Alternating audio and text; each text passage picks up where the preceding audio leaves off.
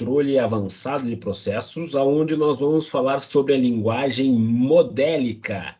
A linguagem modélica, por que que você precisa da linguagem modélica?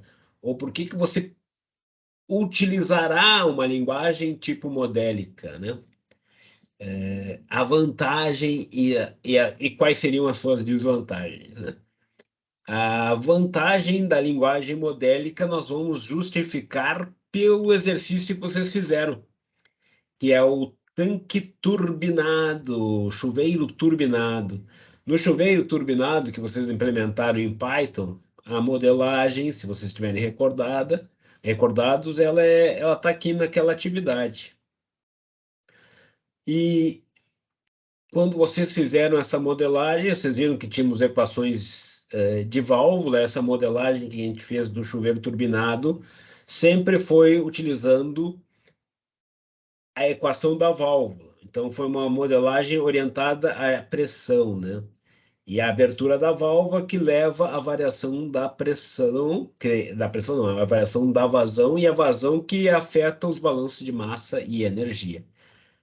Então, esse tipo de modelagem, então, nós sempre temos que calcular aqui a vazão associada à diferença de pressão, e isso é um complicador, de certo modo.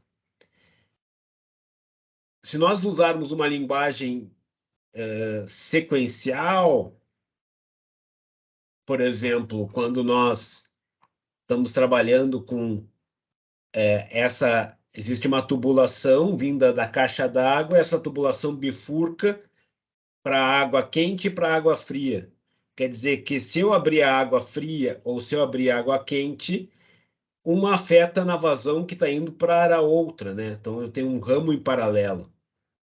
Se eu for usar uma linguagem sequencial, eu sou obrigado a resolver essa solução, né? E nessa solução, a vazão aparece, a vazão afeta a queda de pressão afeta a vazão. Então, nós temos uma equação que é desse tipo aqui, ó, por exemplo, a vazão fria, ela depende tanto da vazão de fluido quente e da vazão do fluido frio.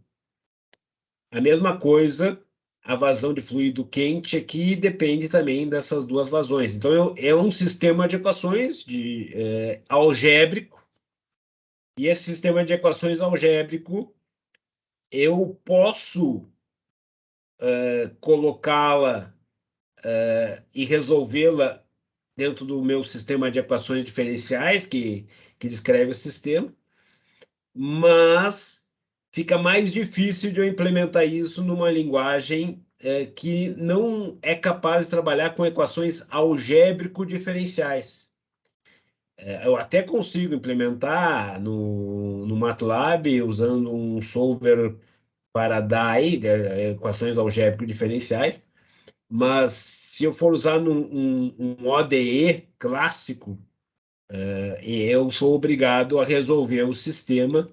E isso foi feito, essa solução, envolvendo a vazão de fluido frio, levando em conta a abertura da válvula fria e da válvula quente, a solução está aqui, ó. E foi isso que vocês implementaram. Se eu for resolver isso em modélica, eu não preciso me preocupar com nada disso. Isso aí não preciso me preocupar em fazer essas resoluções. Eu resolvo tudo junto. Então, é uma vantagem em termos de representação e de cálculo. E assim como foi feito para a vazão de fluido quente e frio, a resolução também existe para a vazão de saída, né? A vazão de saída que depende da bomba. Então, isso também existe uma válvula de reciclo. Deixa eu pegar aqui a vazão de saída. A vazão de saída vai depender do reciclo. Aqui está. Tem vazão de saída e tem uma corrente de reciclo. Aqui não está corrente de reciclo, mas tem uma corrente de reciclo também. E eu vou até pegar aqui a versão anterior. Eu acho que eu joguei fora. Eu tinha posto uma corrente de reciclo, que é importante. Então, como é que fica um modelo desses em modélica? Essencialmente, o modelo em modélica ele vai ser assim, ó. Você começa com a palavra-chave model, põe o nome do modelo. Você pode ter constantes. No caso, as constantes que estão aqui apresentadas são constantes que referem-se à localização no vetor de variáveis manipuladas. Eu fiz um vetor de variáveis manipuladas, que são as variáveis manipuladas do nosso chuveiro, que são justamente a abertura, as variáveis manipuladas desse sistema é a abertura da válvula quente, a abertura da válvula fria, a potência, a abertura da válvula de saída e o reciclo, que seriam as variáveis de entrada importantes para esse sistema. Então, eu vou usar um vetor nesse caso, e para facilitar a leitura interna no código, eu usei a mesma anotação. Então, quer dizer, isso aqui é um inteiro que diz a posição dentro desse vetor, onde acontece a variável manipulada referente ao XF, ao XQ, ao XS, ao XR e à potência. Depois eu tenho uma seção que eu defino os parâmetros. O que são os parâmetros? São parâmetros de CV de válvula. Nós temos o CV da válvula, que é o caso aqui. CV da válvula de reciclo, CV da válvula de saída, CV da válvula fria, CV da válvula quente. Nós temos também a bomba, a potência máxima da bomba, a vazão máxima da bomba, são parâmetros. E esses parâmetros eu posso alterar sem precisar recompilar o modelo. Então, esses parâmetros, eles são alteráveis. Já as constantes, não. As constantes, elas são substituídas no código direto. Então, aonde, por exemplo, no código aparecer XF, vai aparecer, na realidade, na compilação, a letra 1 aqui. Vai como se eu tivesse escrito MV1. E só está aqui dessa forma para facilitar a minha leitura quando eu for analisar o código. Porque eu sei que a posição referente à manipulada relativa à válvula, a abertura da válvula é o 1. Então, eu não preciso colocar 1 aqui, porque já está aqui, XF, e fica muito mais fácil de acompanhar o código. Então, é mais por isso. Mas já os parâmetros, esses sim, os parâmetros eles podem ser alterados de uma simulação para outra. Então, normalmente, os parâmetros nós usamos quando nós identificamos o sistema, nós vamos determinar os parâmetros que descrevem o sistema. Eu posso, então, usar e alterar esses parâmetros para fazer uma aderência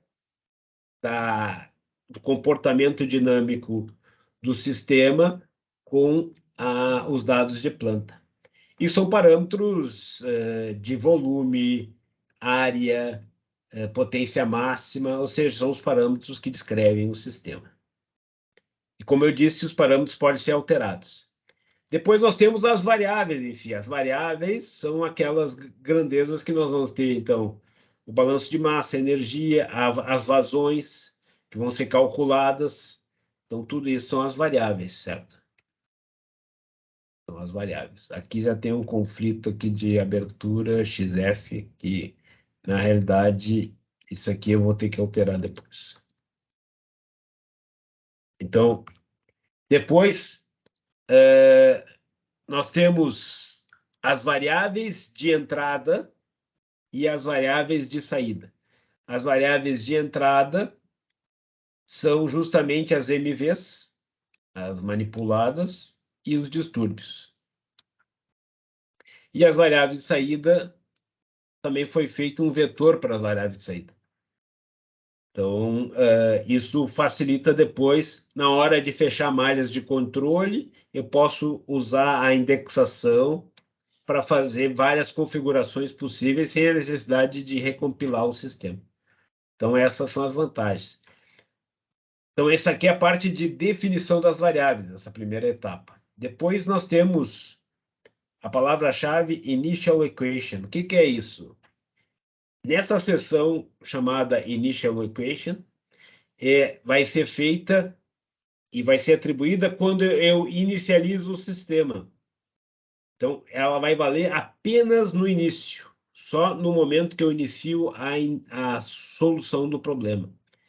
Isso está me dizendo aqui que eu quero que as derivadas, todas elas sejam iguais a zero, quer dizer que eu vou fazer com que o sistema comece no estacionário. Então, isso aqui está calculando a condição estacionária.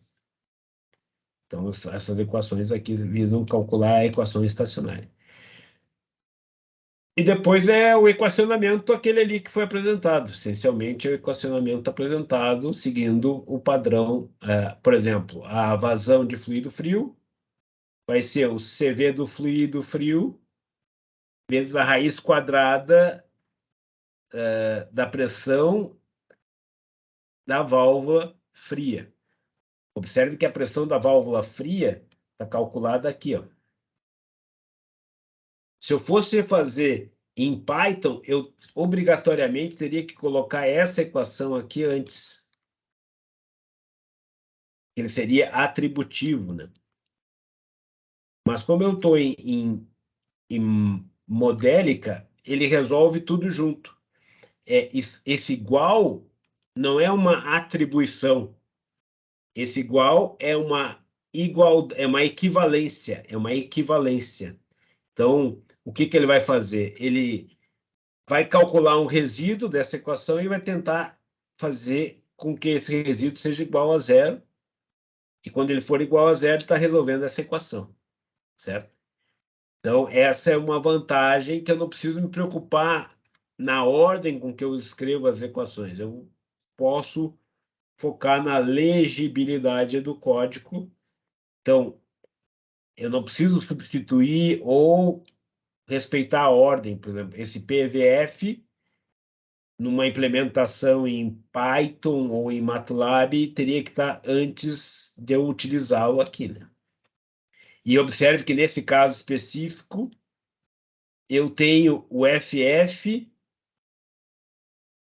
afetando a próprio cálculo da pressão da válvula. Então, isso me obrigaria a resolver essa equação, né?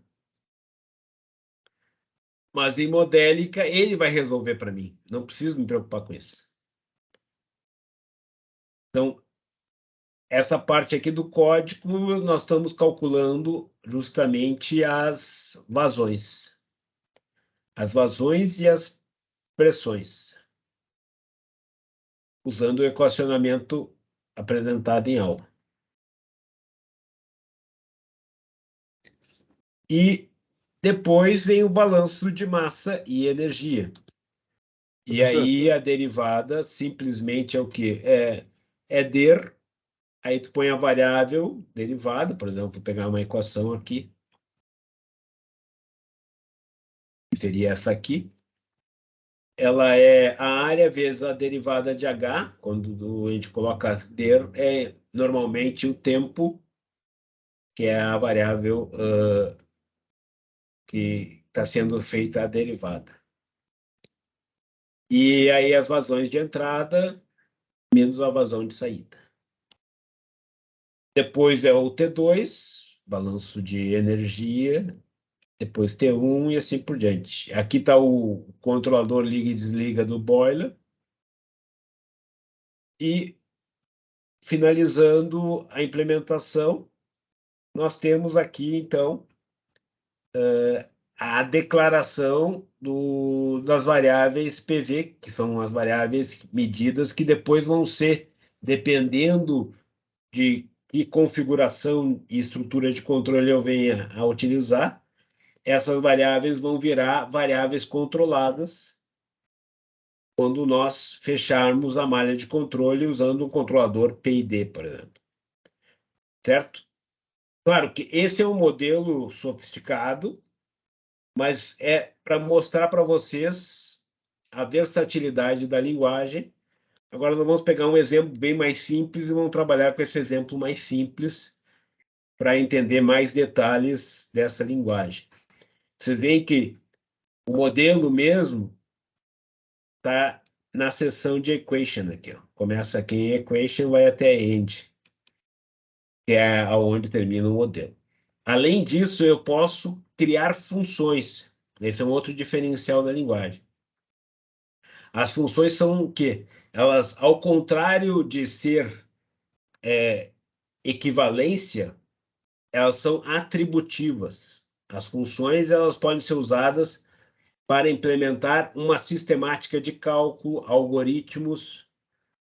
Então, por exemplo, a função que está sendo feita aqui é uma função para calcular a saturação. Ou seja, tu tem limites que aquela variável pode assumir, o limite superior, o limite inferior, e essa variável tem que estar entre esses dois limites. Se o valor for maior que o limite superior, ela deve ser o valor máximo. Se ela for menor que o limite inferior, ela vai ser o valor mínimo. Então, isso é atributivo, não é uma equivalência. Esse tipo de implementação aqui é o saturação que eu estou usando aqui dentro do código, por exemplo, nessa linha aqui. Ó. Então, aqui tem a equação e a saturação ela vai estar entre 0, só para facilitar a leitura, vou por um espaço, 0 é o menor valor. E o maior valor vai ser justamente a pressão máxima da bomba. Então, esses são os valores que fazem sentido. Já na pressão de o ΔP da válvula,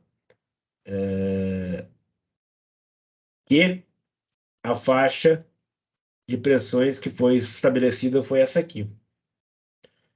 Então, essa é a ideia do esquema de saturação. Então, a saturação serve para isso. Daí você garante que não vai ter nenhum sinal fora da faixa de definição desse sinal. Certo? Então, a motivação que eu queria trazer para vocês da linguagem modélica é que ela, quando nós trabalhamos com modelos mais sofisticados, é interessante porque ela facilita a nossa vida em termos de implementação e em termos de documentação e em termos de velocidade. O código em modélica vai rodar muito mais rápido porque ele vai ser compilado, certo? Bom, nesse material aqui que a gente disponibiliza para vocês relativos aos vídeos de Python, modélica, se vocês clicarem aqui nesse link aqui, modélica, por exemplo, vocês vão ir para este site aqui, ó, modélica, por exemplo. Esse site é muito bom porque dá detalhes da linguagem modélica. Outra coisa que eu recomendo para vocês, que é do mesmo autor daquele site, é o livro do Tiller, Michael Tiller. Esse livro está disponível aqui. Ele também está já disponível no nosso diretório também.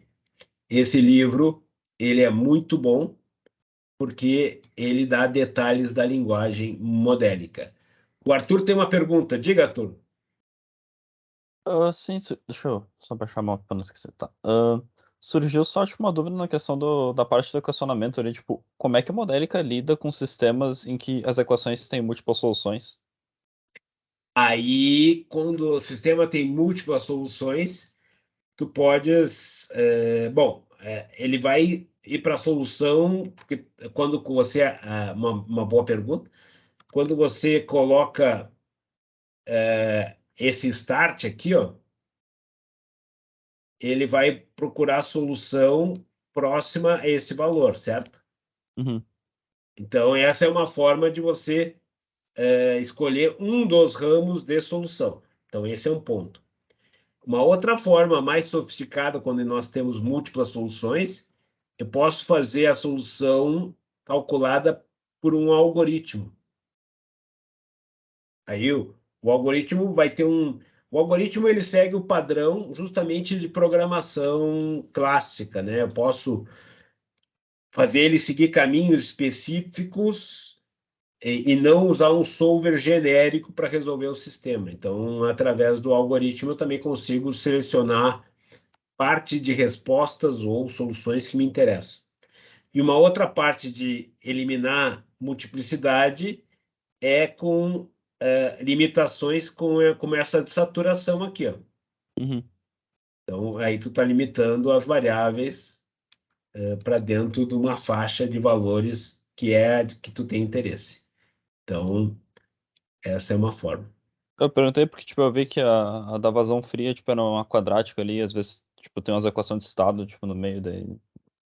Tipo, no caso, não aqui, mas tu Nesse poderia ter. problema em si não é tão crítico, mas Sim. quando você tem reações químicas, é comum você ter, muitas vezes, multiplicidade de saída. Para uma mesma entrada, ela tem mais de uma solução possível. E viável fisicamente, né? Tem aquelas inviáveis fisicamente que são composição negativa, e coisas do gênero, ou composição complexa. Mas é comum também você ter multiplicidades que são possíveis de acontecer, né? Que é o caso, por exemplo, do, do reator de polimerização, o reator de bioreator. Aí um dos ramos ele é instável em malha aberta. Então, essa é uma forma de você... Esse instável malha aberta, se você for fazer a simulação em malha aberta, sem o controlador, você nunca vai encontrá-lo. Então, nesse caso específico, você ainda tem que fechar a malha de controle para encontrar esse ponto instável, ou você forçar o sistema a encontrar a solução estacionária correspondente a ele, mas ele vai acabar migrando, se não tiver o controlador, ele vai acabar migrando para um ponto estável. Mais alguma pergunta? E aqui, como eu disse para vocês, nesse site aqui tem exemplos muito interessantes. Ele começa com um exemplo simples, ele dá detalhes da linguagem, é bem didático e ele tem o mesmo livro. O livro dele é muito bom, aquilo que eu falei da equação inicial, valores iniciais. Ele tem muita coisa boa e bem didático. Então, eu recomendo fortemente a consulta desse material e do livro dele, que é esse aqui, ó, Introdução à Modelagem Física com Modélica. Para mim, esse é o melhor livro de modélica que tem. É o mesmo autor desse site, certo? A linguagem modélica ainda tem uma biblioteca enorme de modelos e bloquinhos, parecido com o Simulink. Se você olhar o Simulink, tu tem vários modelos, implementações. A linguagem modélica também tem. Depois, num outro vídeo que já está gravado, é apresentado o ambiente Open Modélica, certo? Mas agora vamos dar segmento... Só mais uma Ali, diga. curiosidadezinha. Eu vi que, tipo, tu tava declarando algumas variáveis como reais. O Modelica lida com complexos também? Se ele lida com complexo, essa é uma boa pergunta. Eu não sei te dizer porque eu nunca usei variáveis complexas no Modélica, mas variáveis inteiras eu uso e variáveis reais eu uso. Pelo menos para diferenciar entre real e inteiro e booleano, né? São as três variáveis que eu já usei. Sim. E variáveis complexas é uma questão de dar uma sondada ali no site. É que Deve ter, né? normalmente os modelos físicos eles não fazem muito sentido nós termos variáveis complexas, né? Sim, sim. Mas não Mas dá pra fazer Ah, simulação de circuitos? Deve ter na parte de modelagem de circuitos, não? ele tem simulação de é bem possível. circuitos e tem biblioteca de circuitos. Mas é que, na realidade, eu posso ter polos complexos, mas eu consigo representá-los com uma representação de equação diferencial real, sem problema nenhum. Então, não necessariamente preciso ir para variáveis complexas. Vamos ver se tem complex variables.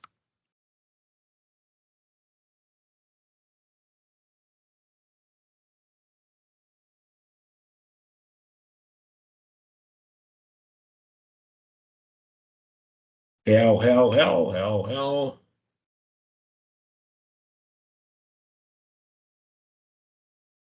Aqui entrou, booleana, string também já usei. Booleana eu já usei, integer eu já usei, real eu já usei, e pelo jeito não tem complexo. Pelo jeito não tem complexo.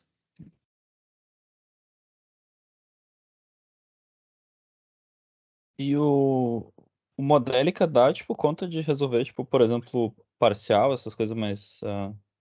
Parcial, ele até na linguagem, porque, em primeiro lugar, a linguagem modélica é um padrão de linguagem. Uhum. Esse padrão de linguagem é definido pela modélica.org. Certo? Tu vai ler no linguagem. A modélica.org é uma associação. E aí, ela que define os padrões da linguagem. Depois, tu tem os solvers. O que são os solvers? Os solvers pegam esse padrão de linguagem e convertem esse padrão de linguagem num código compilado. Então, aí nós temos, nesses padrões, nós temos linguagens e ferramentas livres e temos ferramentas pagas. Nós vamos usar as ferramentas livres e podemos usar as pagas também, justamente a parte que nós temos aqui é o MapleSim. MapleSim, que vocês veem a quantidade de ambientes que compilam e podem trabalhar com a linguagem modélica. E ele é um padrão usado fortemente na Europa. E aqui nós temos editores livres para modélica. Então, aqui você tem uma panorâmica de possíveis ambientes para modélica. Existe um ambiente que é o Open Modélica. Deixa eu abrir o Open Modélica aqui.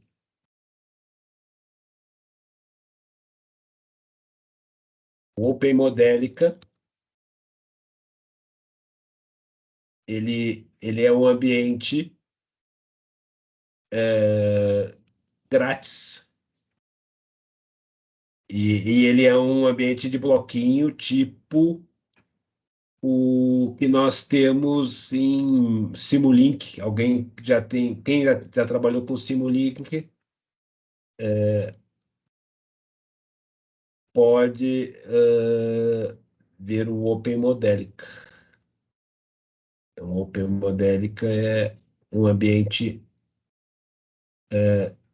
que permite você. Vou abrir aqui o site do Open Modélica. Eu tenho um vídeo com o Open Modélica. Você, então, vai poder usar bibliotecas e tudo mais. Então, ele tem para Windows, Linux, Mac, a versão mais recente, essa aqui, é só baixar e instalar, certo? Mas eu não vou querer abrir parênteses aqui do Open Modelica, mas a vantagem do Open Modelica é que tu tem um ambiente parecido com o Simulink, que você tem os bloquinhos, tem a biblioteca da linguagem modélica disponível, com vários modelos disponíveis, e você pode integrar facilmente e gerar o seu modelo a partir dali.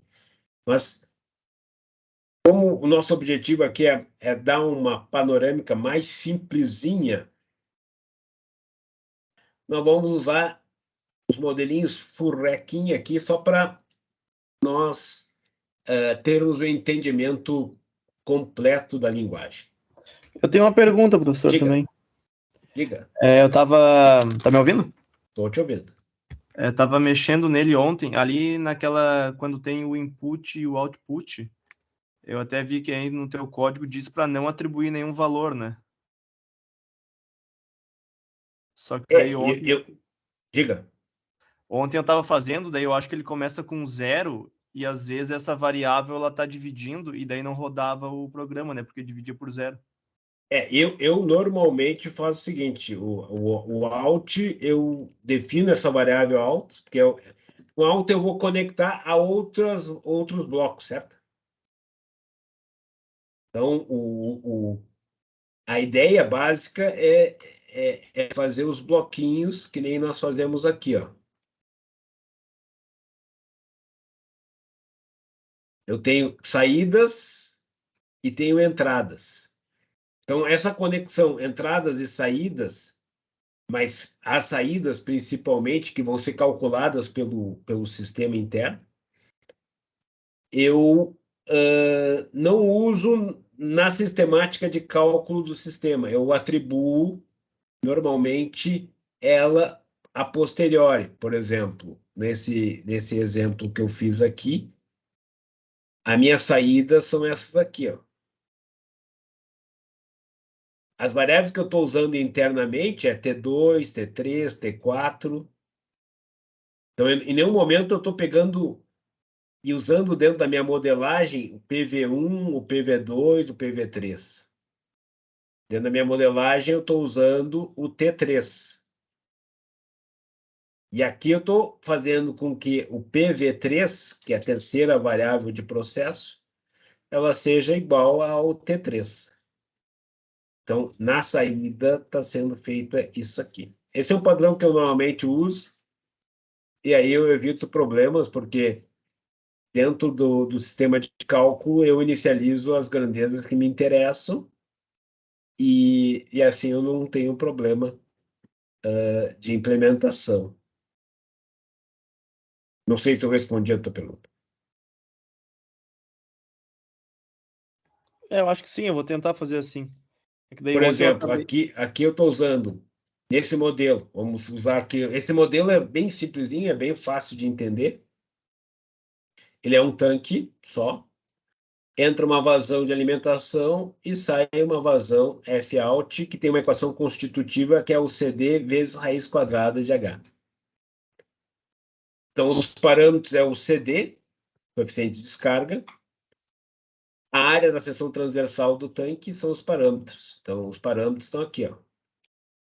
Então, modelo tanque simples.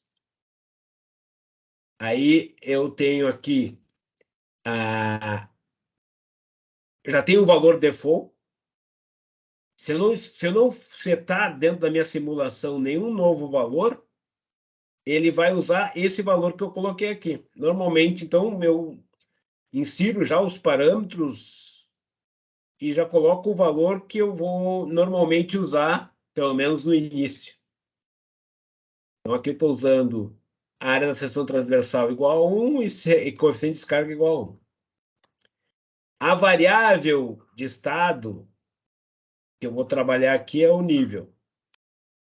Porque essa aqui é a variável que eu tenho a equação diferencial. Então, o modelo, essa é a variável que tem equação diferencial. Essa aqui é a variável H. Eu estou dando o chute inicial a ela, start. Esse start é apenas uma inicialização.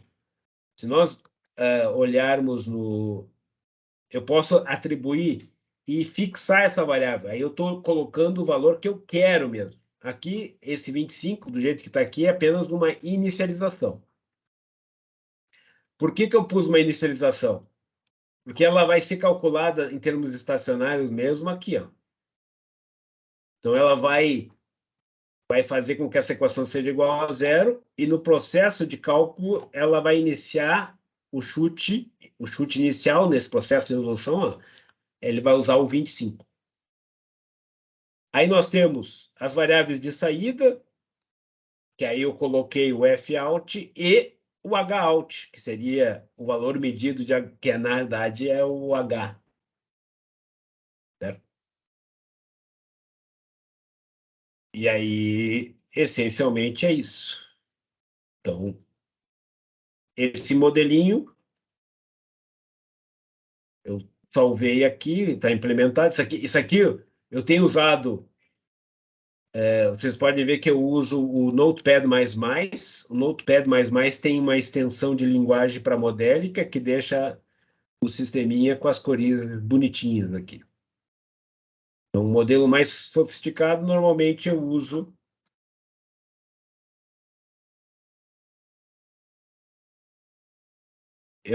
é só salvar aqui como save as.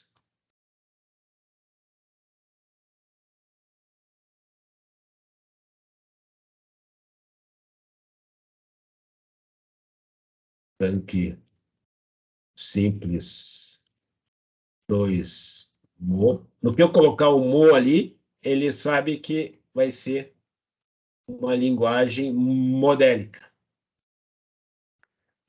Aí fica as cores bonitinhas aqui, né? Então, eu uso daí para modelos um pouco mais sofisticados o editor Notepad++. Mas isso você escolhe o editor de vocês. Pode usar o VS Code, que eu acho que ele deve ter também configuração para modélica.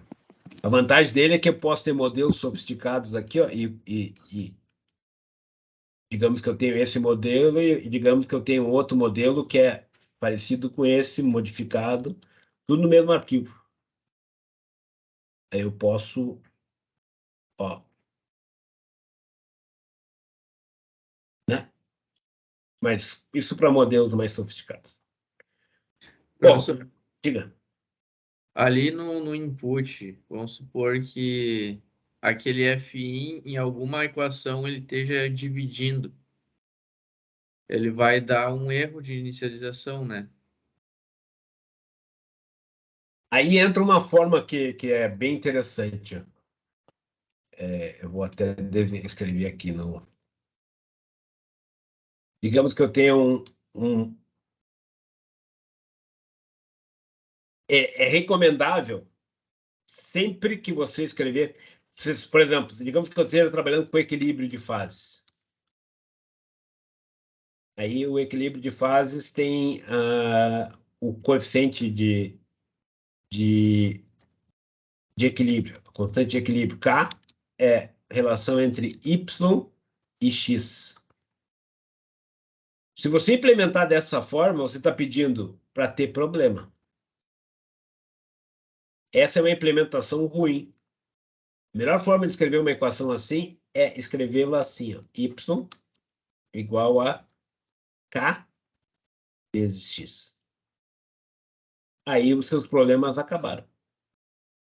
Porque você simplesmente reescreve a equação, evitando divisões desse tipo. E sempre que você tiver uma divisão, se você obrigatoriamente tiver que ter a divisão, a melhor coisa é, por exemplo, se a divisão fosse possível ser ABS de alguma coisa, digamos que ele eu possa trabalhar com ABS aqui, aí eu somo um EPS. E quando for 0, ele fica uma titica de nada. Então, essa é uma outra forma de trabalhar. Aí você coloca o sinal de X aqui em cima, vezes isso. Mas isso é porque eu não, digamos, não quero rearranjar o meu código. Não precisa fazer nada disso se você fizer isso aqui, ó. Reescrevi, acabei com o denominador. Sim, pois é, eu estava fazendo aquele código para reação de Economos e tem uma temperatura dentro da exponencial que é negativa. E aí ela vai como um input, e aí na inicialização ele fica igual a 0. Mas observe que a temperatura lá é temperatura em Kelvin. Sim. Provavelmente tu deve ter feito a temperatura em Celsius. Esqueceu de somar 273,15. Aí depois eu percebi isso e daí resolveu. Mas, por exemplo, se fosse uma variável que não pudesse ser somado esse número, faz igual ali em cima com o K, né? Aí põe um EPS. Ponto mais um EPS. Aí põe Ok. um EPS. Aí põe um EPS que aí já resolve. O Beleza. EPS é justamente para evitar essas singularidades aí de divisão por 0 que avacalha teu código. E aí depois tem que definir o EPS, né? O que é. O EPS aí tu vai fazer um 10 na menos... tu vai pegar a precisão de máquina, né? Uhum. 16 bits é 2,15, é 10 a menos 16, se não me engano. Eu acho que o Python tem o EPS, a definição de EPS. Deixa eu ver se eu tenho aqui no Python.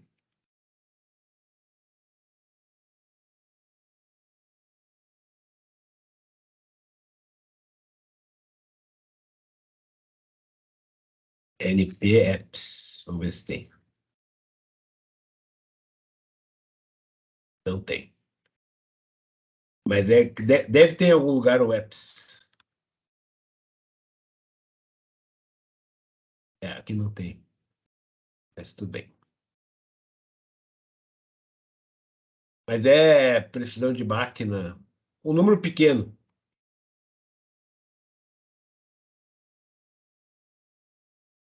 Aí fica resolvido o problema. Observe que a linguagem modélica tem uma série de constantes também. Certo? Como aqui tem uma explicação da linguagem modélica, nós vamos usar muito nós sempre vamos usar um modelo para alguma coisa. E nós vamos usar esse modelo para alguma coisa, normalmente em Python. Ou pode ser em algum outro ambiente que também usa a linguagem modélica, mas a ideia é pensar em bloquinhos, entradas e saídas. E depois nós vamos usar esse bloquinho, principalmente na nossa disciplina aqui em Python. E aí, a forma de você passar modelos compilados para outros ambientes é no formato FMU. O FMU, na realidade, se a gente pegar o código FMU, vocês vão ver que é como se fosse um arquivo zipado. A gente já vai abrir o código FMU, ele vai trazer o código compilado. Inclusive, você pode ter ele compilado em mais de um ambiente, por exemplo, você pode ter compilado ele em Windows 32 bits, Windows 64 bits, pode estar no mesmo arquivo FMU, pode ter a versão em Linux e assim por diante. Então, você pode ter um FMU genérico com vários ambientes e sistemas operacionais, e é o mesmo FMU, certo? Então, aqui eu posso gerar esse FMU usando o Open Modelica, num vídeo com Open Modelica é ilustrado isso, ou usando o JModelica, que eu vou usar o JModelica. JModelica é um ambiente livre também, tem detalhes para vocês ali. Aqui ele já criou o tanque FMU simples, tá aqui, ele já compilou aqui o nosso código, que é esse código aqui em cima. Ele salvou nesse diretório aqui, eu vou abrir para vocês verem o que é o FMU.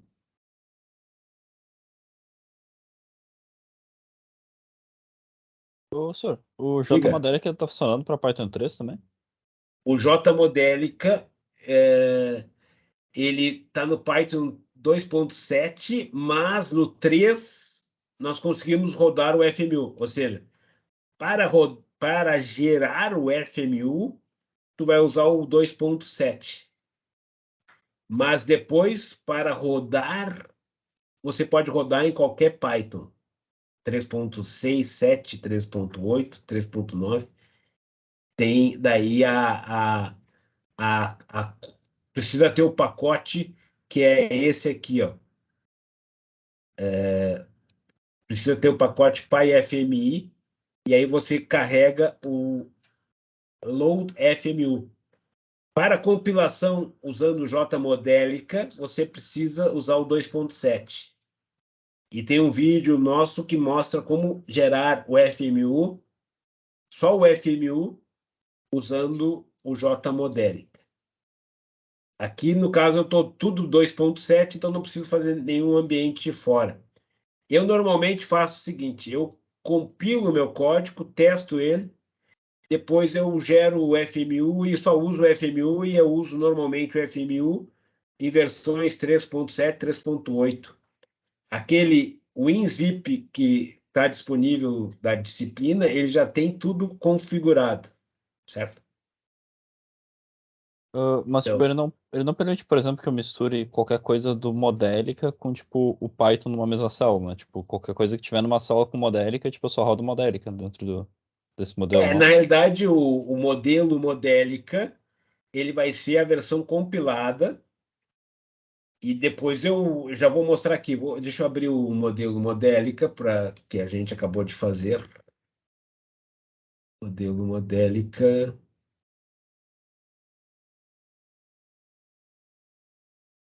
Eu Ele vi que tinha só uma célula que era só um inline ali, e daí tinha todo o modelo. Então, tipo, por isso que... já vai ver aqui.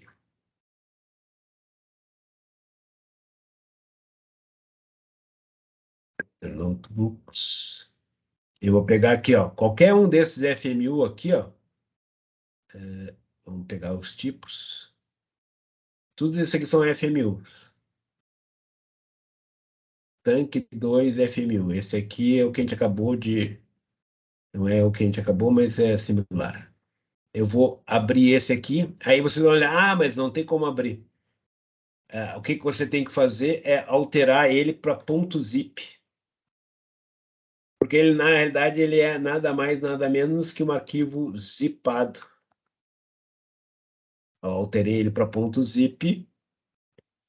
E aí eu alterei só para nós vermos o arquivo em si, né? Então, tipo zip. Agora eu entro aqui, ó. Eu tenho o modelo FMU. Aqui estão as versões compiladas. No caso, ele foi compilado em 32 bits.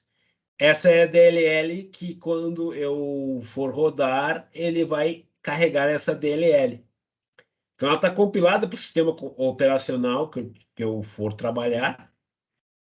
E aí é importante, justamente, aqui tem a versão 32 bits.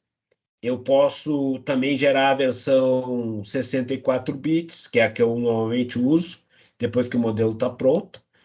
E eu tenho mais informações aqui do modelo. Ó. Tem toda a parte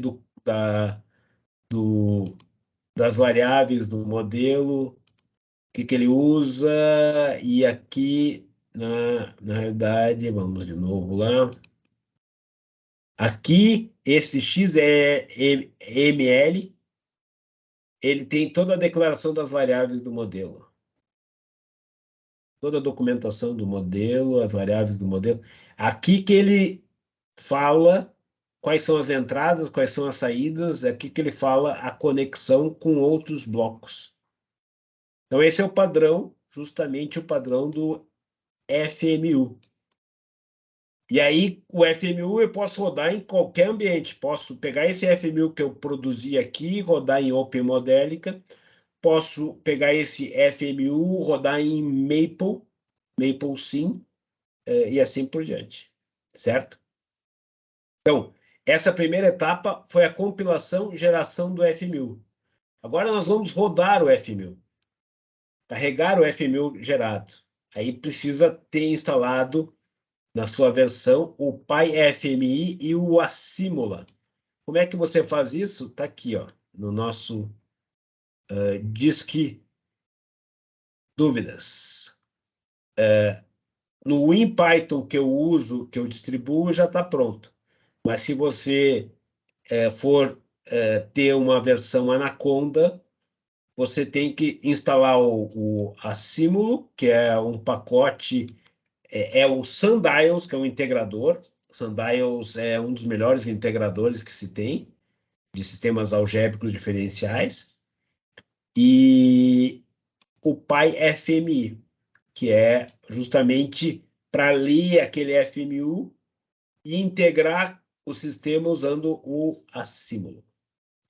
Então, o procedimento está aqui. Certo? Eu acredito que o Arthur tenha feito isso. Talvez ele queira compartilhar conosco aí os problemas que teve ou não. Sim, eu cheguei, tipo, eu fiz a instalação que, tipo, eu uso o Anaconda sempre, daí, tipo, eu acho mais fácil. Aí, eu não sei se precisava ainda, porque eu não sei, tipo, de quanto tempo atrás é o documento que a Steph fez. Mas, tipo, eu dei o downgrade no Python pro 3.6, que ele recomendava ali.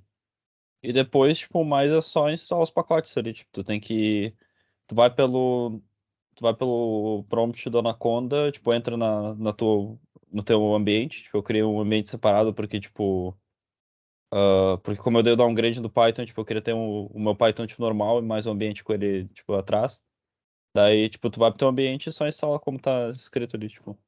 Mas não Eu acredito precisa, eu que acho tinha que, fazer o downgrade, porque se tu pegar e pegar a wheel, a roda, aquela que está compilada, você consegue baixá-la e... Mas isso é um detalhe, não vamos abrir esses parênteses. Mas isso tem as versões, porque a próxima versão do Python vai ser muito boa, a versão 11 do Python. Ela vai ter uma velocidade de compilação, de interpretação muito boa. Quer dizer, o Python vai começar a ir na direção do que é a linguagem Julia.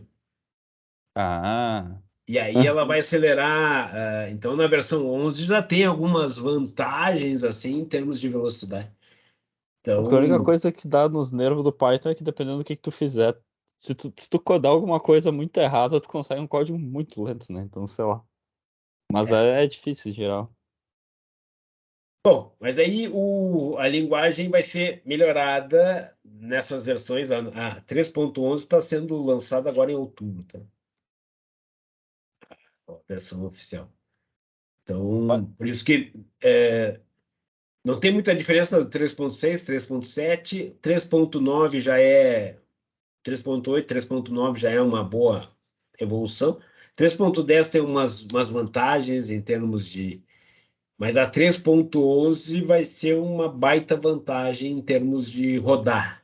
Não é só umas questões sintáticas. Então, bom, aqui só, vamos carregar o modelo. só fazendo um parênteses, existe alguma razão para tipo, aprender Julia do nosso ponto de vista como tipo, estudante de engenharia química? Tem, na realidade, o Julia. Isso que a gente está fazendo de modelagem aqui em Modélica, eu diria que o Julia vai ser um competidor bem, bem forte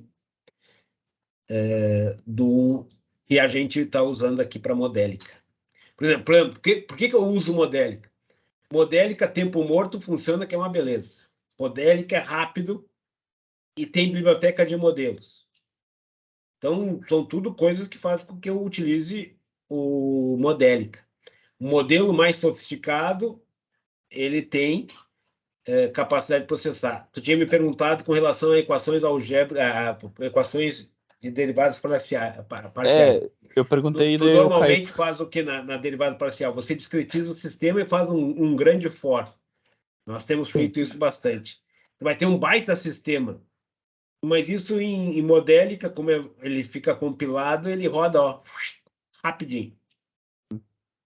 Então, essas são grandes vantagens que ele oferece frente a uma linguagem interpretada como Python. Que eu sei que o maior problema do Python para rodar essas coisas é que ele é single thread, né? Tipo, ele não consegue rodar mais de uma coisinha ao mesmo tempo quando ele tá. Ele até consegue. Tem esse paralelismo melhorou significativo nas versões 3.7, 3.8. Tu tem a possibilidade de usar o Numba. Sim. Então tem o CUDA. Então tem. O que não falta é opções. Mas a diferença é que o código compilado ele sempre vai ser muito mais rápido. E a vantagem é que quando eu compilo usando Modélica, eu tenho código compilado. Então, vamos lá. Eu carreguei os pacotes, o PyFMI está aqui. O que eu vou buscar mesmo é o load.fmu. E aqui que eu estou inserindo o modelo, estou carregando o modelo. Ó. Aquele modelo que nós compilamos aqui, ó, um compile FMU, nós vamos carregá-lo aqui. Ó. E a partir daqui é só Python. E nem funcionou, porque eu não carreguei pelo jeito direito. É que eu gerei, eu avacalhei meu código. É que eu virei ponto .zip lá. Agora ele deve ter o código. Agora tá, porque antes eu alterei o nome para ponto .zip para ver o código dentro e tá aqui ele, tá? Compilou, carregou. Agora, ó, aqui eu coloquei sys. Se eu chamasse de Maria, eu teria que usar Maria a partir daqui. Sys, ou sistema, ou o que vocês quiserem chamar. Sys é de sistema, abreviatura, ou primeiras letras, né? Sys.simulate options. Aqui eu estou carregando as opções de integração desse meu modelo. Então, e aqui eu estou alterando o número de pontos que eu quero que avalie, as tolerâncias, a tolerância absoluta, a tolerância relativa.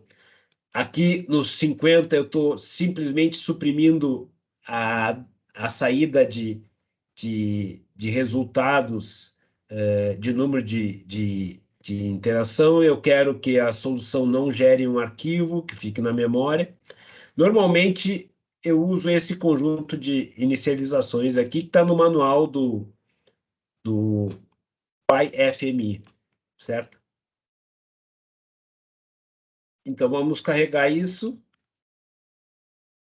E agora, para rodar o modelo, está aqui. Ó. A primeira etapa, quando eu vou fazer um sistema do zero, eu vou fazer sysreset.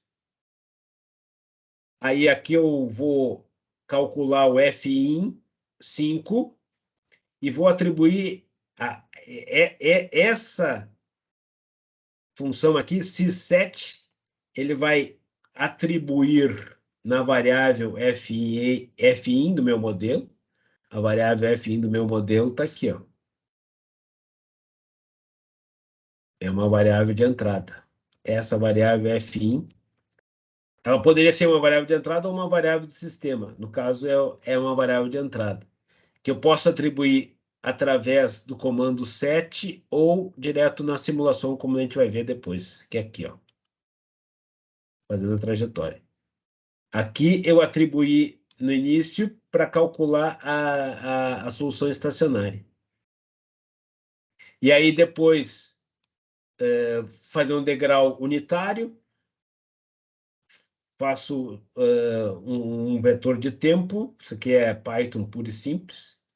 Faço um degrau, aqui eu criei uma matriz, e a parte que é interessante aqui, então isso aqui é simplesmente para setar a minha perturbação. Então, os comandos que interessam em termos de vinculados à inicialização do sistema é o sysreset. O sys7 eu altero parâmetros ou variáveis internos, e a simulação mesmo ela está ocorrendo aqui através dessa linha aqui, ó. O instante inicial da simulação, o instante final, quero simular de 0 a 60, as entradas input, ou seja, eu posso eu vou ter que respeitar essa linha aqui que eu defini aqui. Aqui eu estou colocando uma tabela que é primeira coluna é o tempo e a segunda coluna é o valor. E aí vai estar simulado ali, ó. Na verdade, a gente fez uma simulação de um degrau, pura e simplesmente.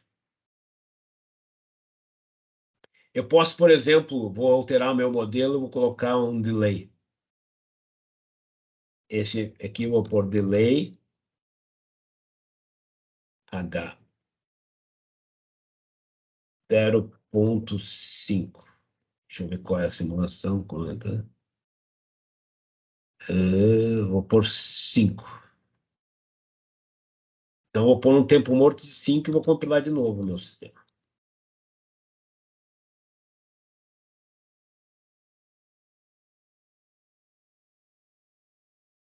Estou compilando. E agora vou carregar o modelo de novo. E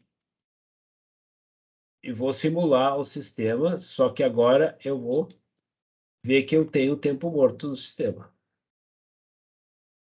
Ele pôs o H no meu plot aqui. Eu vou pôr o H out também. Esse aqui é o H. E vou pôr o H out para mostrar a versão com tempo morto. Então, a solução do problema veio na variável R, que é um dicionário. Nós já vamos ver as entradas dessa variável R, sendo que o tempo está no time, e as variáveis disponíveis são as variáveis que estão dentro do meu modelo. Uma delas é o Hout, que o Hout que nós fizemos ali é o que tem tempo morto. Ó. O Hout é o H com o tempo morto de 5. Professor, Então, quer dizer que a gente vai ter aqui, ó, já vai, as duas variáveis. Diga. eu não poderia simplesmente colocar um heaviside para fazer esse tempo morto? Poderia fazer o tempo morto com o heaviside, mas observe quando tu está com a malha fechada, não vai funcionar. Observe que o heaviside tu faria apenas o deslocamento. Tá querendo? Eu quero ver o deslocamento aqui. Eu vou fazer PLT plot time, e aí eu ponho na realidade, tu pode até fazer assim, ó. Mais 5.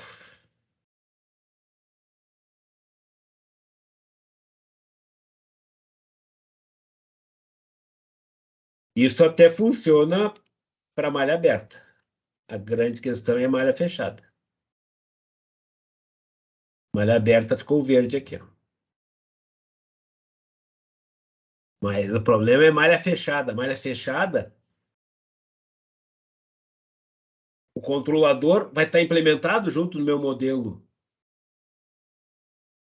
Aí a velocidade dele de resolução é muito mais rápida. E o que eu vou mostrar depois, mais adiante para vocês, é que eu posso implementar em Python, em Modelica, um ambiente que eu ponho o controlador e digo tal variável controla tal variável com cascata de tal coisa. Então, eu consigo configurar a minha simulação só setando aqui fora, eu não preciso estar recompilando nem nada. Mas isso é cena dos próximos capítulos. E aí, nesse caso, não dá para fazer esse enjambre aqui, que nem o website, ou isso aqui seria equivalente ao website. Não sei se respondi a tua pergunta. Sim. Nesse Bom, caso, que nem você fez ali no plot, você só deslocou o tempo, né? Daí ele isso, fica só desloquei o naquela tempo, daí a parte curva do foi toda momento. deslocada. O tempo morto vai fazer isso, né? Sim. Mas a vantagem é que o tempo morto em malha aberta, ele é fácil de ser simulado porque é simplesmente deslocar. Sim. O problema é o tempo morto em malha fechada com simulação contínua. Se tu for usar, tu não consegue fazer isso em MATLAB. Se tu for fazer a simulação puramente em MATLAB, existe um paralelo muito grande, MATLAB e Python, Simulink e Modelica. Eu gosto de fazer esse paralelo. Quando eu preciso do Simulink para rodar coisas mais sofisticadas de modelagem em MATLAB, eu vou precisar do Modelica para rodar em Python. O Python é um ambiente equivalente ao MATLAB. Se eu quero rodar alguma coisa com tempo morto para simular usando MATLAB, normalmente em malha aberta é só fazer esse deslocamento. Mas em malha fechada não é assim tão trivial. Principalmente se for fazer uma simulação contínua.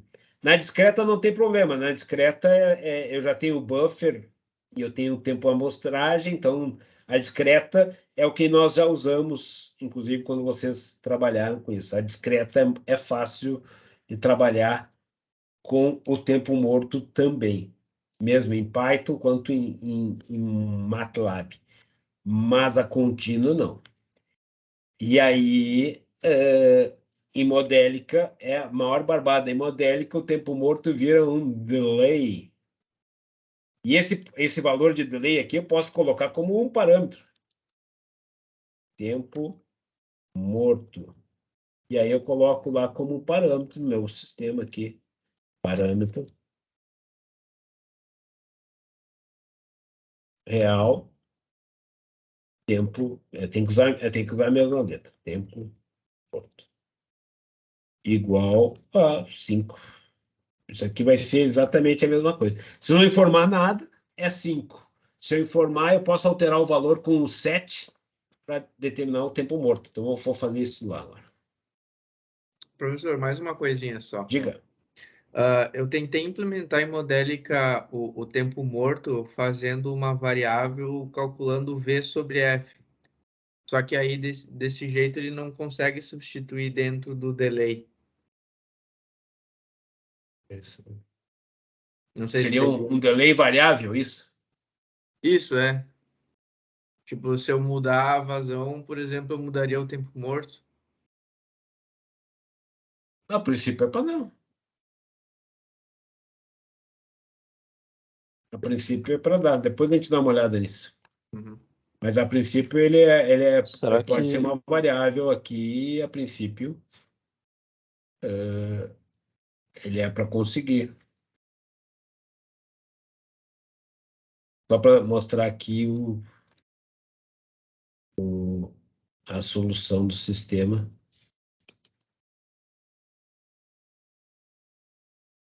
É o mesmo caso de antes, agora eu vou simplesmente colocar um sys. Eu posso fazer assim também, ó. Posso pôr mais de uma variável sendo setada ao mesmo tempo. O fin e vou colocar o tempo morto também. Tempo morto. Eu tenho que saber qual é a grafia que eu coloquei lá, né? E aí eu vou pôr aqui o valor já direto. Vou pôr 3 agora. E deu pau aqui. Ah, não, sim, claro. Só pode dar pau mesmo. Porque tem que ser uma lista, né? Uma lista aqui, uma lista ali.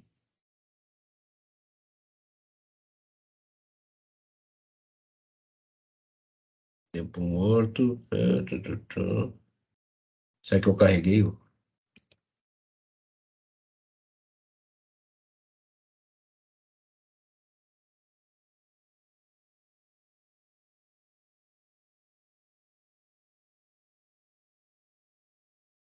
Agora deu. É que eu não tinha carregado o modelo que tinha compilado. Agora tá 3 aqui, ó. Se eu quisesse colocar, vamos pôr 10 ou 15.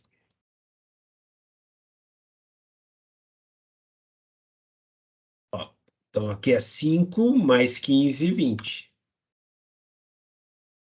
Então eu posso alterar sem problema nenhum, sem precisar recompilar o sistema, né? Essa é uma vantagem grande. Bom, esse R, que é o que retorna aqui, ó, ele tem várias opções ali. Ele tem todas aquelas variáveis do sistema, eu posso plotar todas elas. Desde os parâmetros até as variáveis. Ele também dá, por exemplo, a jacobiana, a derivada de H. Eu quero a derivada de H, quero plotar a derivada de H, que é a derivada dessa curva aqui, por exemplo. Eu posso plotar.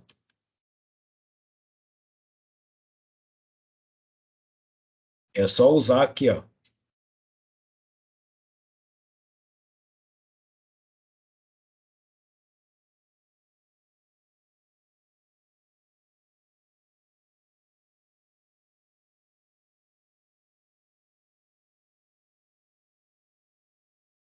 Então, qualquer uma daquelas variáveis ali eu consigo plotar.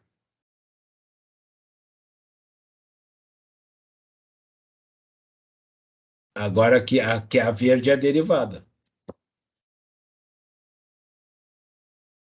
Para ficar no mesmo valor, eu vou descontar aqui o valor de nível inicial, menos o R, aí eu vou fazer uma variável de desvio, H, mais o primeiro valor, porque daí fica com 0. A mesma coisa eu vou fazer aqui com esse aqui.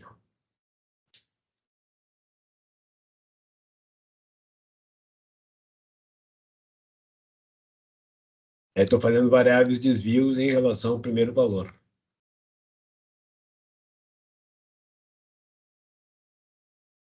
Agora, tudo começa em 0 aqui. A derivada está aqui, ó.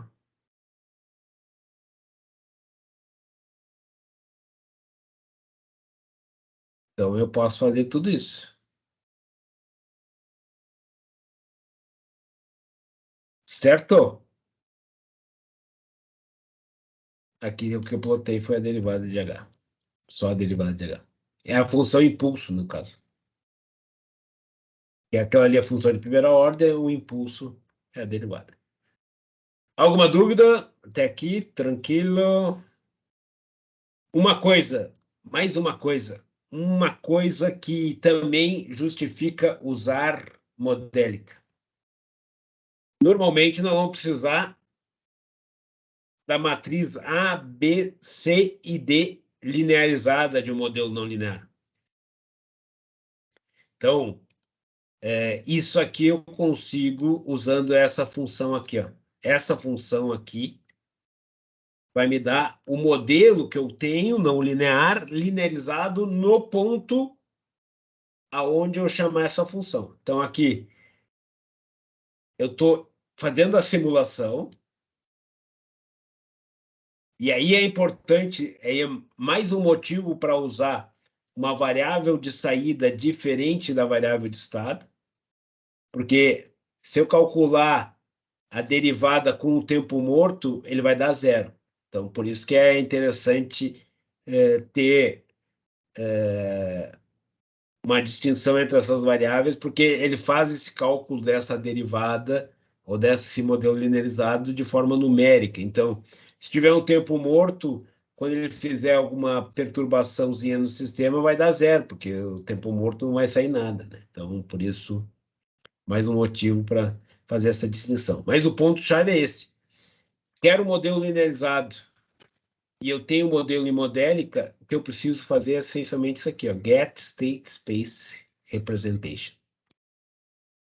Ou seja, essa linha aqui, ó, vai me dar a matriz A, B, C e D do modelo linearizado. Aí depois eu posso colocar isso numa representação em espaço de estado e fazer o degrau dessa representação.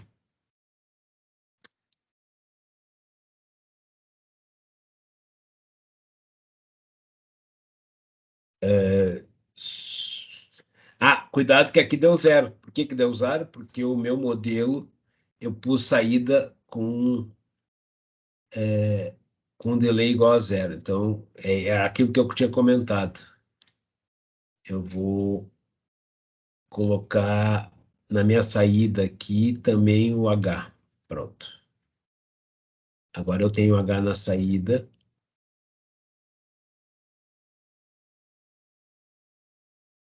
Tem o F out na saída, deixa eu ver. O F out eu consigo pegar o modelo do F out. Array, zero aqui, vamos ver. O zero é a primeira posição. Esse aqui é com F out. Ó. Um que tinha tempo morto deu zero, certo? Porque eu coloquei tempo morto nessa modelagem. Então, o H alto é com tempo morto, o H é sem tempo morto. Então, essa aqui é a posição 0, essa aqui é a posição 1 e essa aqui é a posição 2. Eu vou compilar de novo esse modelo. Deu pau aqui o modelo porque eu pus o estado como uma saída. Eu teria que ter posto um H2. E aí o H2 ser igual a H2 ser igual ao H. Essa seria a versão sem tempo morto. Agora vai dar.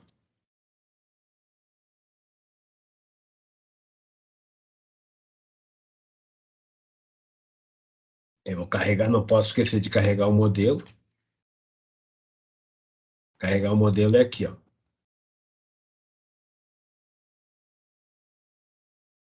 E agora eu vou poder linearizar o sistema. Vou simular aqui, pá. E agora eu vou pegar para o nível sem o tempo morto, que é o H2. É a saída, saída 2. Seria a terceira saída. A segunda saída, que é a posição da coluna 1, é 0. Qual o tempo morto? Então, cuidado. Quando tiver o tempo morto, você acaba. É interessante ter uma saída sem o tempo morto, porque depois você vai pegar o quê? A versão linearizada e vai adicionar o tempo morto simplesmente na função de transferência. Mas aí o linearizado tem essa questão. Certo até aí? Então agora a gente vai fazer uma sequência de degraus. E vamos analisar a não linearidade. Quando a gente trabalha com não linearidade, é interessante fazer isso aqui, ó. Calcular variáveis desvios e dividir pelo tamanho do degrau.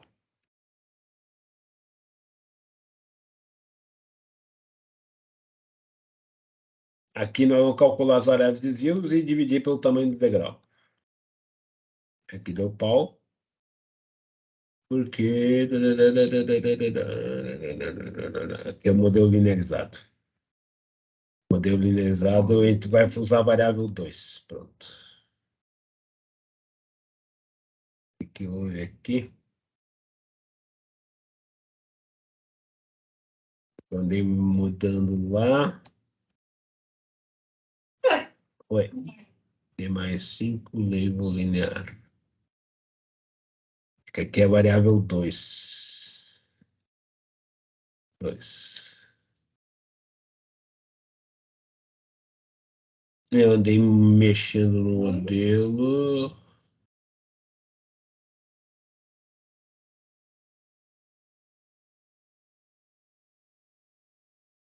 Aquele fez a posição X, Y.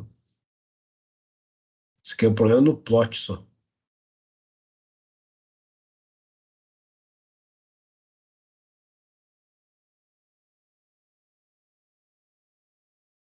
Primeira parte do plot ele fez certo. Essa tua variável T aí tu não tá usando pro plot anterior, que talvez tenha tamanho diferente? É, que eu peguei o linearizada. Não, mas eu digo, É. tu tá plotando T mais 5 contra Y. Talvez o teu T seja de algum plot Exatamente, anterior. talvez tenha sido isso. Mas agora tá tranquilo. Ele vai dar problema depois quando comparar o linearizado. Bom, aqui na sequência, simplesmente ele está fazendo o quê? Nessa sequência, nós vamos fazer um conjunto de degraus. Aqui está o modelo linearizado, vamos ver se vai funcionar. Aqui nós temos degraus de diversas magnitudes e as respostas do sistema, e o linearizado é essa linha tracejada. É que eu inseri nesse modelo o tempo morto, né? Então, por isso que pode ser que tenha... eu avacalhei meu negócio. Então, é capaz de dar... Mas o H existe ainda, então ele tem. No princípio, é para dar certo. Ele deu só errado pro... Ó, esse aqui, tá. É isso aí. Então, agora eu vou pôr o 2 aqui.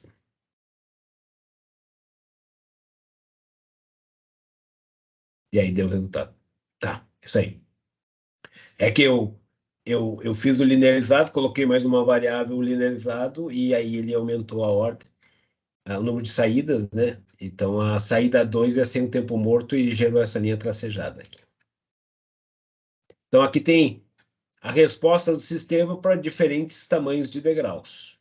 Se o sistema fosse linear, todas as respostas elas deveriam ser coincidentes com a linha tracejada aqui. Essa é uma das grandes vantagens quando a gente faz análise de não linear. É sempre interessante você calcular a variável desvio, que nem essa que nós estamos calculando aqui, ó.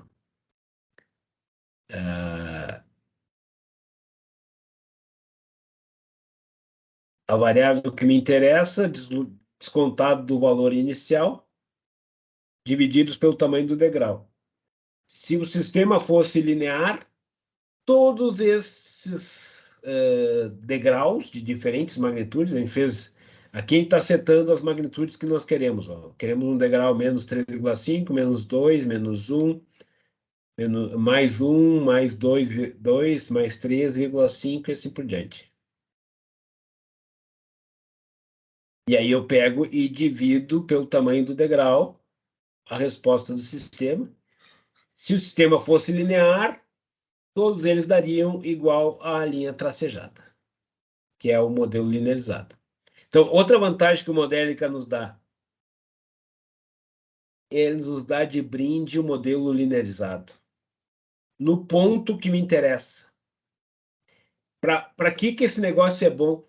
Quando a gente trabalha com estimadores de estado, a gente vai precisar dessa linearização ao longo do ponto que eu estou operando. Então, se eu quiser trabalhar com estimadores de estado, o Modélica já me dá a versão linearizada para fazer um filtro de Kalman estendido, por exemplo. Sem nenhum trabalho a mais, sem nenhuma grande implementação a mais. Certo? Ô, senhor, só pra Diga. ter certeza se eu entendi. Estimador de estado é quando tu vai, tipo, estimar uma variável com base, tipo, em alguma outra variável medida, é isso? Isso. Ou não? O Tá, estimador de beleza. estado, por exemplo, eu não tenho a medição... vamos pegar um exemplo de estimador de estado. Tem a gente vai ver estimador de estado também, mas digamos que eu queira acompanhar o grau de sujamento de um trocador de calor. Eu meço a temperatura, meço as vazões, e não tem todas as vazões, por exemplo, tem uma rede de trocadores de calor, e eu não tenho todas as temperaturas. Eu tenho um modelo do sistema, esse modelo, a temperatura são estados. E eu posso ainda criar o parâmetro de grau de sujamento do trocador, criando um estado associado a ele. E aí, a partir das grandezas medidas, eu estimo aqueles estados que não são medidos. E isso é muito interessante quando ele trabalha para acompanhar processos que grandezas representativas, como a questão do sujamento de trocadores de calor, é chamado fouling, né? E grandezas que não estão medidas, eu estou reconstruindo a partir da modelagem do sistema com a realimentação das informações medidas. Então, estimadores de estado são fundamentais para aquilo que a gente chama hoje de gêmeos digitais envolvendo modelos dinâmicos, porque eles vão permitir, então, você fazer a devida realimentação das grandezas medidas no sistema. Então, depois a gente vai ter uma aula de estimadores de estado, e aí vai ficar mais claro. Mas para fazer esse cálculo todo dos estimadores de estado, é importante ter o modelo linearizado.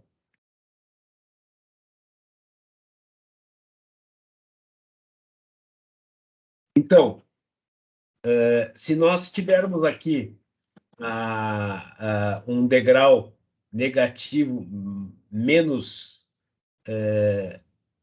5, vai dar problema, porque o tanque vai esvaziar. Que é 5 de vazão, vamos fazer menos 5 aqui, vai dar pau.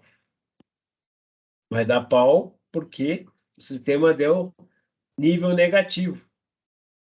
Então, um bom modelo implementado, ele não é para ter esse problema. Como é que a gente resolve isso? Colocando a função saturação aqui, ó. Então, vamos lá. O que a função saturação vai fazer? Ela vai setar os níveis que fazem sentido. Nível máximo, nível mínimo. Que é aquela função que eu tinha no início falado para vocês. Aqui ela está implementada. Então, vamos lá. Que modificação a gente fez em relação ao caso anterior? Para justamente evitar aqueles problemas do nível ficar abaixo do menor nível ou acima do maior nível. Então, essencialmente, isso aqui é um if, né, com nível máximo, nível mínimo e assim por diante. O que a gente vai colocar essa função é aqui, ó. Saturação dos níveis. No caso, ela está recebendo a função saturação, recebe nível máximo, nível mínimo, mínimo, máximo e o nível. E aí ele seta o valor para saída de nível correspondente. E aqui a gente está fazendo a equação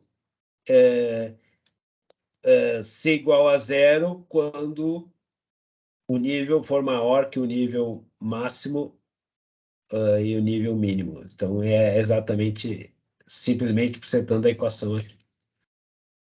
Então, vamos integrar esse sistema aqui, e aí, nesse caso, a gente vai ter resolvido o problema aquele que nos levou a simulação a dar problema numa situação de nível maior e menor que 0,5. Por exemplo, eu vou colocar menos 5 aqui na simulação e vai estar resolvido o problema sem problema nenhum. Pode ver que o comportamento do sistema, ele vinha aqui assim, ó, e saturou, ele permaneceu aqui, ó. Certo? Bom, só para finalizar aqui, nós podemos fazer tanques em série facilmente. É outra vantagem que a ideia de você trabalhar com modelos e utilizar modelos e fazer a entrada de um modelo ser a saída do outro. Então, a gente pegou o modelo anterior, tanques com limites, e agora nós vamos usar um modelo que usa o modelo anterior. Então, aquele modelo anterior, agora eu estou setando o tanque 1.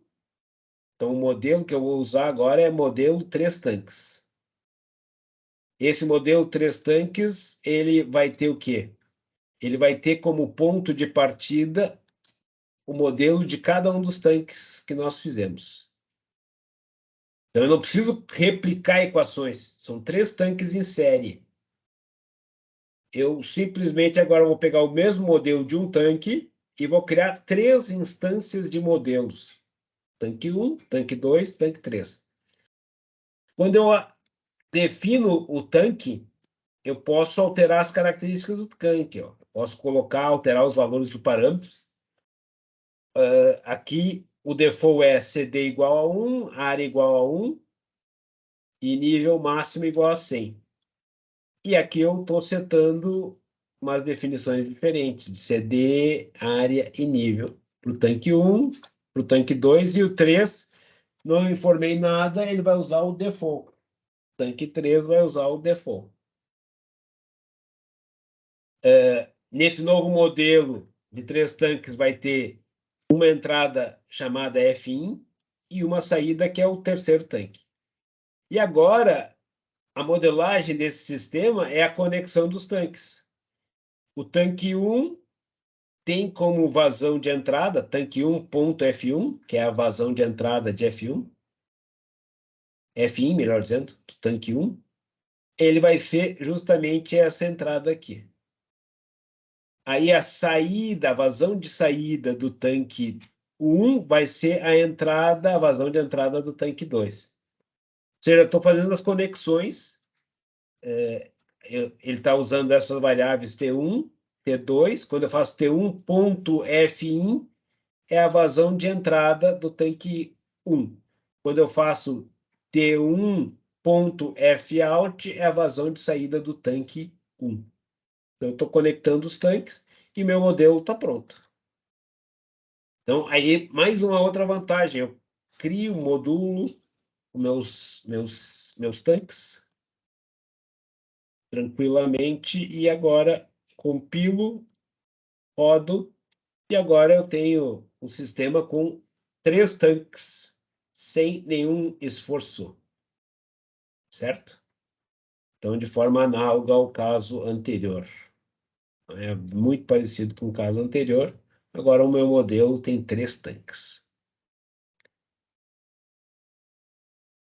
E, em si, era isso que eu tinha para falar aqui da Modélica. Depois tem outros links com Modélicas e Open Modélica, mas agora eu vou parar essa gravação e vou tirar dúvidas de vocês. Mas não sei se vocês têm alguma dúvida específica aqui.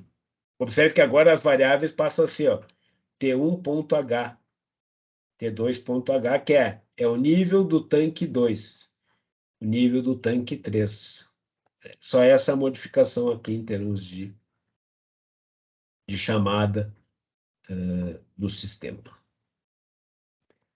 Certo? Alguma dúvida? Eu vou parar a gravação e estou à disposição.